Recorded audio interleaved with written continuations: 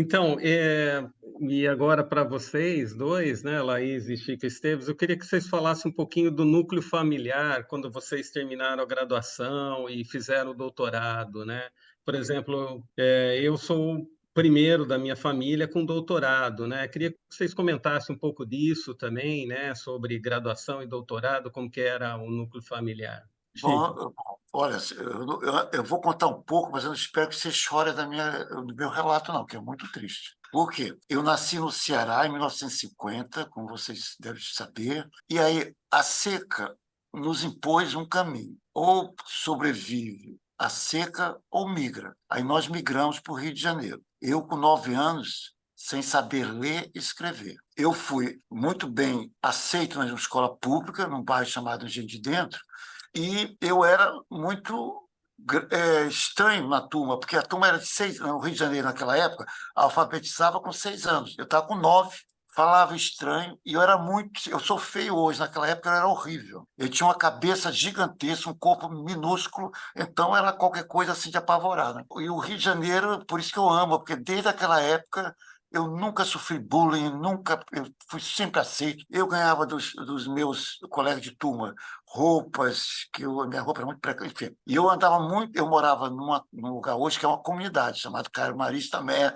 que faz complexo numa favela, de vez em quando você vê na televisão, Complexo do Lins. Bom, com 12 anos, eu comecei a estudar também nessa escola e passei a trabalhar no Saara. Saara é o equivalente de São Paulo a 25 de março, como balconista de uma loja de atacado e papelaria. Dos 12 aos 18, então, eu trabalhei como balconista.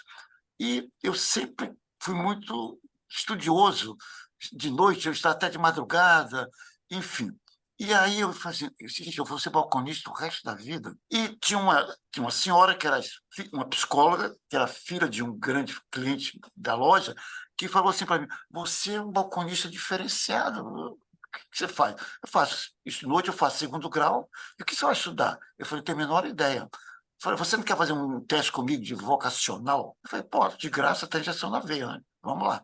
Eu falei, não tem? Não, não. Você faz. Aí fui lá. Aí você seria um bom biólogo pelo seu perfil. Aí eu me inscrevi para o curso, para o vestibular, naquela época não tinha nem, né? Óbvio, era vestibular para o UFRJ, e passei em terceiro lugar. Eu falei, gente de Deus, eu passei. E os meus irmãos não acreditavam, porque eu era o primeiro a fazer faculdade. Então, é uma coisa inusitada, do balcão para a UFRJ, era um pulo enorme. E aí, quando cheguei lá, comecei a dar aula para o curso noturno de adultos, né, que naquela época tinha um nome, hoje chama EJA, que tem no Brasil todo, né, no MEC tem. E ali eu sobrevivia, dava aula de noite, de dia, era tempo integral na UFRJ. Rapaz, era uma dureza do caramba. E aí, nesse íntegro. Eu fazia estágio, mas hoje, fazendo uma análise depois de tantos anos, eu era um cara, eu tinha uma inteligência emocional, como já foi detectado por várias pessoas, absolutamente anormal. Aula, eu não tinha paciência para aula. Botânica, então, para você ter uma ideia, há uns 8 anos eu encontrei a professora de botânica, que foi resolver um problema de aposentadoria no meu instituto. Ela falou assim, Francisco de Assis. Eu falei, professora, tudo bem, a senhora? Só me claro que vai conhecer, eu vou se esquecer. Você era um péssimo aluno. Eu, não, eu até hoje não entendo que você foi tão longe. Eu falei, meu Deus do céu. Eu vou dizer para ela que a aula dela que ela é ruim.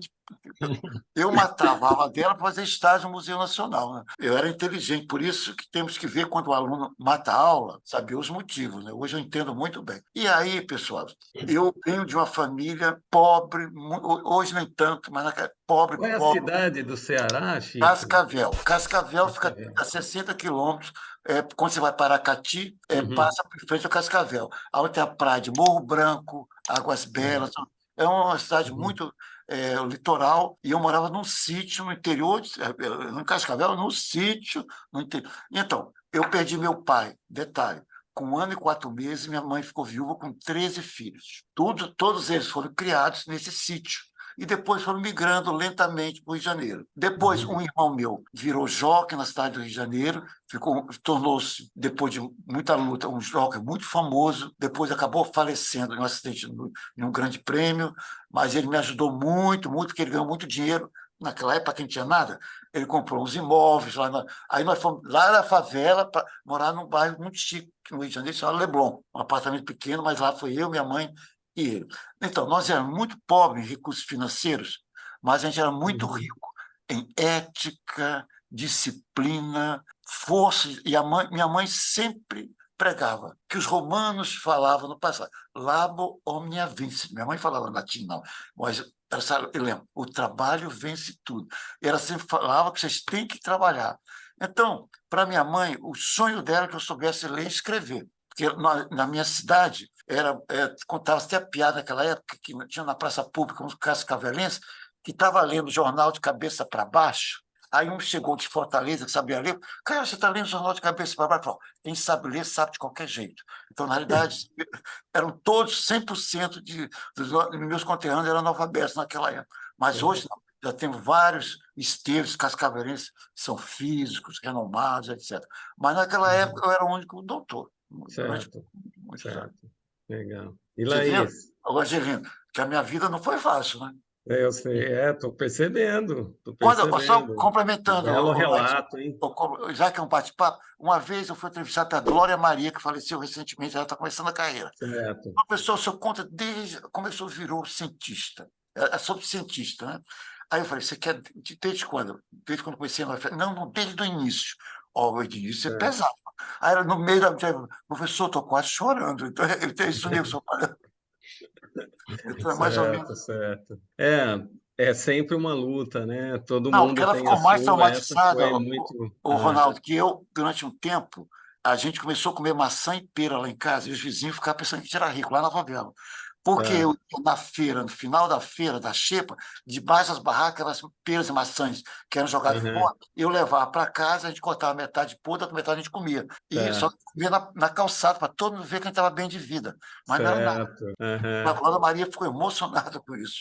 Gente, certo, certo. não fala mais de tristeza, não, que estiver É passando. emocionante mesmo. E você, Laís, como que é o seu núcleo familiar para você ter o doutorado?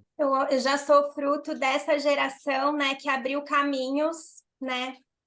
Meus pais já tiveram formação superior, mas eles são filhos de pais que não tiveram nenhum ensino básico completo, né? Então eu sou fruto dessa geração que abriu os caminhos e também eu tenho noção desse lugar de privilégio dentro desse contexto, né? Então, meus pais já tinham formação superior, meus irmãos mais velhos também, mas eu sou a primeira com mestrado e doutorado. E o curioso é que, em relação à minha família, com a minha formação, eu acho que eu acabei motivando os meus pais a fazerem mestrado e doutorado. E os meus pais, agora com 60 e 70 anos, entraram no doutorado esse ano.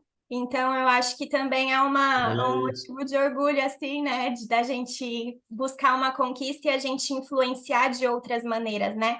O nosso núcleo familiar. Mas eu tenho noção desse meu lugar de privilégio também, pelo próprio fato de ter cursado uma universidade pública, né? De ter conseguido a formação do doutorado, porque eu também tive bolsa desde a iniciação científica até o doutorado, mas eu também sei que muitos colegas meus, inclusive que agora compartilham esse mesmo lugar comigo, né, de estarem aqui começando na carreira como pesquisadores, que foram os primeiros da família mesmo a ter uma graduação, né? Então, tem uma perspectiva diferente aí de influenciar, né? De ser uma influência positiva na família, assim, nesse sentido. Mas tá certo. Legal, então. Parabéns aí para os seus pais aí, fazendo doutorado. Nossa, isso que eu chamo de otimismo, hein? Que sim, vontade, que e se bacana, tudo hein? der certo, Parabéns. estaremos trabalhando juntos agora num projeto que a gente está aguardando ver se a gente vai conseguir financiamento. Então, vai ser uma construção coletiva muito legal, assim, Legal, gratificante. que bom, parabéns. Bom, ô Chico, espero que muitos alunos estejam assistindo esse vídeo e vendo o seu relato, né? Porque não sei como que é aí na UFRJ, né? Mas aqui a gente escuta muita história de aluno, ai, porque é difícil, ai, porque é disciplina, ai, porque isso. Então, assim, às vezes uma choradeira um pouco desmedida, né? Espero que eles estejam vendo aí a dureza que foi, né? Você chegar onde chegou, né? Porque hoje parece fácil falar do Chico Esteves, né? Ah, ele está lá, né? Enfim, mas a gente sabe aí, cada um sabe a sua luta, né? mas a gente percebe em muitos alunos, ou parte dos alunos aí, um mimimi meio, né? Não, vai aí, né? Um pouquinho mais de esforço aí vale a pena, né? A gente sempre está dizendo isso para os alunos também, né? Na dúvida, continue estudando, né? O que eu falo para os alunos, né? Na dúvida, continue estudando, que é o que a sua mãe te ensinou aí, né? Sempre trabalhar bastante aí, né? O trabalho vai vencer tudo.